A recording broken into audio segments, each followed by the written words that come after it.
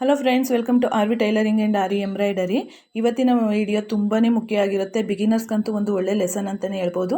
ಯಾಕೆಂತಂದರೆ ನೀವು ಮಾಡುವ ಈ ತಪ್ಪುಗಳಿಂದ ನಿಮಗೆ ಸೈಡ್ ಫಿಟ್ಟಿಂಗ್ ನೀಟಾಗಿ ಬರಲ್ಲ. ಸೈಡ್ ಫಿಟ್ಟಿಂಗ್ ನೀಟಾಗಿ ಬರಲ್ಲ ಅಂತಂದಾಗ ಅದು ನಮಗೆ ಬ್ಲೌಸ್ ವೇರ್ ಮಾಡಿದಾಗ ನೀಟಾಗಿ ಕೂರಲ್ಲ, ಕಂಕ್ಳ ಥರ ಎತ್ಕೊಳ್ಳೋದಾಗ್ಬೋದು, ಫಿಟ್ ಆಗುವಂಥದ್ದಾಗ್ಬೋದು. ಇದನ್ನು ನೀವೇನು ಮಾಡ್ತೀರ ತಪ್ಪನ್ನು ಅಂತಂದರೆ, ನೀವು ಕಟಿಂಗ್ ಮಾಡುವಾಗಲೇ ನಾವು ಹೇಳಿರ್ತೀವಲ್ವ, ಈ ಮುಂದಿನ ವಿಡಿಯೋದಲ್ಲಿ ಇದ್ರ ಬಗ್ಗೆ ತೋರಿಸ್ಕೊಡ್ತೀನಿ.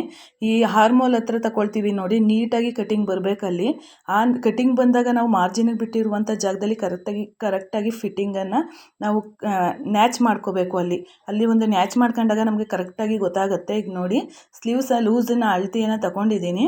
ಇಲ್ಲಿ ಮುಖ್ಯವಾದ ಪಾಯಿಂಟು, ನೀವು ಆ ರೀತಿ ಈ ಪಾಯಿಂಟ್ ನೋಡ್ತಿದ್ದೀರಲ್ಲ, ಇಲ್ಲಿ ಮಾಡುವಂಥ ಮಿಸ್ಟೇಕ್, ನೀವು ಏನು ಮಾಡಿರ್ತೀರ, ಒಂದು ಸೈಡ್ ಜಾಸ್ತಿ ಮಾರ್ಜಿನನ್ನು ಬಿಟ್ಟು ಹೊಲ್ದಿರ್ತೀರ, ಒಂದು ಸೈಡ್ ಕಡಿಮೆ ಮಾರ್ಜಿನನ್ನು ಬಿಟ್ಟು ಹೊಲ್ದಿರ್ತೀರ. ಆ ರೀತಿ ಮಾಡಬಾರ್ದು. ಜೊತೆಗೆ ನಾವು ಫಿಟ್ಟಿಂಗ್ ಮಾಡುವಾಗ ನಾವು ಮಾರ್ಕಿಂಗ್ ಮಾಡಿದರೂ ಕೂಡ ತೋರಿಸ್ತಿದ್ದೀನಿ ನೋಡಿ, ಈ ಪಾಯಿಂಟಲ್ಲಿ ನೀವು ತಪ್ಪು ಮಾಡೋದ್ರಿಂದ 1 ಪಾಯಿಂಟ್ 2 ಪಾಯಿಂಟ್ ಕರೆಕ್ಟಾಗಿ ಬಂದಿಲ್ಲ ಅಂದರೂ ಓಕೆ, ನಡೆಯುತ್ತೆ. ಕೆಲವರು 1 ಇಂಚು 1.5 ಇಂಚೆಲ್ಲ ಮೇಲೆ ಕೆಳಗೆ ಮಾಡಿರ್ತಾರೆ. ನಮ್ಮ ಸ್ಟೂಡೆಂಟು ಹೊಲಿವಾಗ ನಾನು ನೋಡಿದ್ದೀನಿ ಆ ತಪ್ಪುಗಳನ್ನು. ಆ ತಪ್ಪನ್ನು ನೀವು ಮಾಡಬೇಡಿ.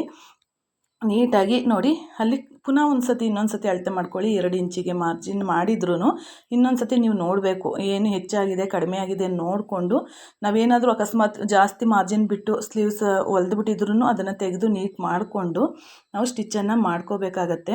ಈಗ ನೋಡಿ, ನಾವು ಆ ಕಡೆ ಹೊಲ್ದಿರುವಂಥ ಸ್ಲೀವ್ಸ್ ಸ್ಟಿಚ್ಚಿಗೂ ಮೇಲೆ ಹೊಲ್ದಿರುವಂಥ ಸ್ಲೀವ್ಸ್ ಸ್ಟಿಚ್ಚಿಗೂ ಕರೆಕ್ಟಾಗಿ ಒಂದೇ ಪಾಯಿಂಟಿಗೆ ಬರಬೇಕು. ಅಲ್ಲಿಗೆ ನಾವು ನೀಟಾಗಿ ಇಟ್ಕೊಂಡು ನಾವು ಸ್ಟಿಚ್ ಮಾಡ್ಬೋದು. 1 ಪಾಯಿಂಟ್ ಹೆಚ್ಚು ಕಡಿಮೆ ಬಂದ್ರೂ ಅದನ್ನು ಅಡ್ಜಸ್ಟ್ ಮಾಡ್ಬೋದು. ಅದು ಹೋಗ್ತಾ ಗೊತ್ತಾಗುತ್ತೆ. ಆದರೆ ಬಿಗಿನರ್ಸ್ಗೆ ಮಾಡುವಾಗಲೇ ನೀಟಾಗಿ ಸ್ಟಿಫಾಗಿ ನೀವು ಕಟಿಂಗ್ಸ್ ಆ್ಯಂಡ್ ಸ್ಟಿಚಿಂಗನ್ನು ಕಲಿತ್ಬಿಟ್ರೆ ನಿಮಗೆ ಮುಂದೆ ಯಾವುದೇ ಪ್ರಾಬ್ಲಮ್ ಬರಲ್ಲ. ಈಗ ನಾವು ಹೊಲಿಗೆ ಶುರು ಮಾಡಿ 20 ವರ್ಷದ ಮೇಲಾಗಿದೆ.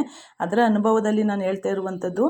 ನಾವು ಎಲ್ಲ ಚೆನ್ನಾಗಿ ಕಲಿತಾದ್ಮೇಲೆ ಏನಾಗುತ್ತೆ, 1 ಪಾಯಿಂಟ್ 2 ಪಾಯಿಂಟ್ ಹೆಚ್ಚು ಕಡಿಮೆ ಆದ್ರೂ ಅದೇನು ಅಡ್ಜಸ್ಟ್ ಮಾಡಿ ನಾವು ಸ್ಟಿಚ್ ಮಾಡಬೇಕು ಅನ್ನೋದು ನಮಗೆ ಗೊತ್ತಾಗ್ಬಿಡುತ್ತೆ. ಆದರೆ ಬಿಗಿನರ್ಸ್ ಇದ್ದೀರಲ್ಲ, ತುಂಬಾ ಹಿಂಸೆ ಆಗುತ್ತೆ. ಅದು ಒಂದೋಗಿ ಇನ್ನೊಂದು ಆಗುವಂಥ ಆಗಬಾರ್ದು. ಯಾಕೆ ಅಂದರೆ ಇಲ್ಲಿ ನೋಡಿ, ಕೆಳಗಡೆನೂ ಅಷ್ಟೇ ನೋಡ್ಕೋಬೇಕು. 2 ಇಂಚು ಮಾರ್ಜಿನನ್ನು ಬಿಟ್ಕೊಂಡು ಅಲ್ಲಿಗೆ ಕರೆಕ್ಟಾಗೇ ಬರುತ್ತೆ. ನೀಟಾಗಿ ಕಟಿಂಗ್ ಮಾಡಿದ್ದೀರಾ ನೀವು ಅಂದರೆ ಕರೆಕ್ಟಾಗೇ ಬರುತ್ತೆ. ಈ ರೀತಿ ನೀವು ಸೈಡ್ ಫಿಟ್ಟಿಂಗ್ ಮಾಡೋದ್ರಿಂದ ಈ ಕ್ರಾಸ್ ಬೆಲ್ಟ್ ಆಗಿರ್ಬೋದು, ಅದು ನಮಗೆ ಬಾಡಿಗೆ ವೇರ್ ಮಾಡಿದಾಗ ತುಂಬಾ ಚೆನ್ನಾಗಿ ಕಾಣಿಸುತ್ತೆ. ಮತ್ತೇನು ಮಾಡ್ತೀರಾ, ಅಲ್ಲಿ ಕಂಕ್ಳ ಹತ್ರ ಒಂದು ಸಮ ಹಿಡಿಬೇಕು ಅಂತೇಳಿ ಇಲ್ಲಿ ಕೆಳಗಡೆ ಸ್ಟಿಚ್ ಮಾಡುವಾಗ ಏನು ಮಾಡ್ತೀರಾ, ಮೇಲೆ ಕೆಳಗೆ ಮಾಡಿಬಿಡ್ತೀರಾ. ಅದು ನಾನು ನೋಡಿದ್ದೀನಿ ತುಂಬ ಸ್ಟೂಡೆಂಟ್ ಹತ್ರ. ಅದೇನಾಗುತ್ತೆ, ನಾವು ವೇರ್ ಮಾಡಿದಾಗ ಮೇಲೆ ಕೆಳಗೆ ಕಾಣುವಂಥದ್ದು ಅಸಹ್ಯವಾಗಿ ಕಾಣಿಸುತ್ತೆ. ಜೊತೆಗೆ ಫಿಟ್ಟಿಂಗಲ್ಲಿ ನೀಟಾಗಿ ಬರಲ್ಲ. ನೋಡ್ತಾ ಇದ್ದೀರಾ, ಕರೆಕ್ಟಾಗಿ ಬಂದಿದೆ. ಈಗ ನಾನು ತೋರಿಸ್ತೀನಿ ಸೈಡ್ ಫಿಟ್ಟಿಂಗು ಸ್ಟಿಚ್ ಆದಮೇಲೆ ಯಾವ ರೀತಿ ಬಂದಿದೆ ಅಂತ. ಈ ವಿಡಿಯೋನ ನೀವು ಖಂಡಿತ ಮಿಸ್ ಮಾಡ್ಕೋಬೇಡಿ. ಅರ್ಥ ಆಗಿಲ್ಲ ಅಂದರೆ 1 ಸತಲ್ಲ 2 ಸತಿ ನೋಡಿ. ಯಾಕೆ ಅಂದರೆ ತುಂಬ ಮುಖ್ಯವಾದ ಪಾಯಿಂಟ್ ಇದು. ಇದನ್ನು ತಿಳ್ಕೊಂಡ್ರೆ ಎಷ್ಟು ನೀಟಾಗಿ ನಿಮಗೆ ಗೊತ್ತಾಗ್ಬಿಡುತ್ತೆ. ಸ್ಟಿಚ್ ಮಾಡುವಾಗಲೇ ಗೊತ್ತಾಗುತ್ತೆ ಇದು ವೇರ್ ಮಾಡಿದಾಗ ಫಿಟ್ಟಿಂಗು ನೀಟಾಗಿ ಬರ್ತದೆ ಅಂತೇಳಿ. ಹಾಗಾಗಿ ನೀಟಾಗಿ ಕಲ್ತ್ಕೋಬೇಕು. ಸ್ಟಿಚಿಂಗ್ ಮಾಡುವಾಗಲೇ ನೀಟಾಗಿ ಕಲ್ತ್ಕೊಳ್ಳಿ ಅಂತ ಹೇಳ್ತಾ ಇದ್ದೀನಿ.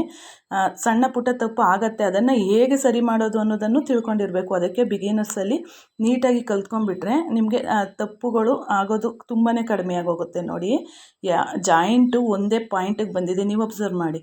ಸ್ಲೀವ್ಸಿಂದ ಹಿಡಿದು ಕಂಕಳು ಅಂತ ಅಂತೀವಿ, ಇಲ್ಲಿಂದ ಹಿಡಿದು ಕೊನೆವರೆಗೂ ಫಿಟ್ಟಿಂಗ್ ಏನಿದೆ ಕೆಳಗಡೆ ನೋಡಿ, ಸ್ಟಾರ್ಟಿಂಗಿಂದ ಹಿಡಿದು ಸೆಂಟರ್ ಪಾಯಿಂಟು, ಪುನಃ ಅಲ್ಲಿಂದ ಕಡ್ದು ಇಲ್ಲಿ ನೋಡಿ ಕೊನೆವರೆಗೂ ಇಲ್ಲಿ ನೋಡ್ಬೋದು, ಅಷ್ಟು ನೀಟಾಗಿ ಸ್ಟಿಫಾಗಿ ಬಂದಿದೆ. ಈ ರೀತಿ ನೀವು ಸ್ಟಿಚ್ ಮಾಡ್ಕೊಳ್ಳಿ. ನೀವು ಮಾಡುವಂಥ ತಪ್ಪುಗಳನ್ನ ಬದಲಾಯಿಸೋದಲ್ಲ, ಅದನ್ನು ಬಿಟ್ಟು ನೀವು ನೀಟಾಗಿ ನೋಡಿ, ನೀಟಾಗಿ ಕಲೀರಿ. ಯಾವ ರೀತಿ ಗೊತ್ತಾಗಿಲ್ಲ ಅಂದರೆ 1 ಸತಲ್ಲ 2 ಸತಿ ನೋಡಿ. ಎಲ್ಲಿ ಆದ್ರೂ ಯಾವುದೇ ಪ್ರಾಬ್ಲಮ್ ಈ ಬ್ಲೌಸಲ್ಲಿ ಬರಲ್ಲ. ಆ ರೀತಿ ಸ್ಟಿಚ್ ಆಗಿದೆ. ಈ ವಿಡಿಯೋ ನೋಡಿ ನಿಮ್ಮ ಅನಿಸಿಕೆ ಅಭಿಪ್ರಾಯನ ಖಂಡಿತವಾಗ್ಲೂ ಕಮೆಂಟ್ ಬಾಕ್ಸಲ್ಲಿ ತಿಳಿಸಿ. ಮುಂದಿನ ಇನ್ನೊಂದು ಟಾಪಿಕ್ ಒಂದಿಗೆ ನಿಮ್ಮನ್ನು ಭೇಟಿಯಾಗ್ತೀನಿ ಅಂತ ಹೇಳ್ತಾ ಧನ್ಯವಾದಗಳು friends. Thank you for watching.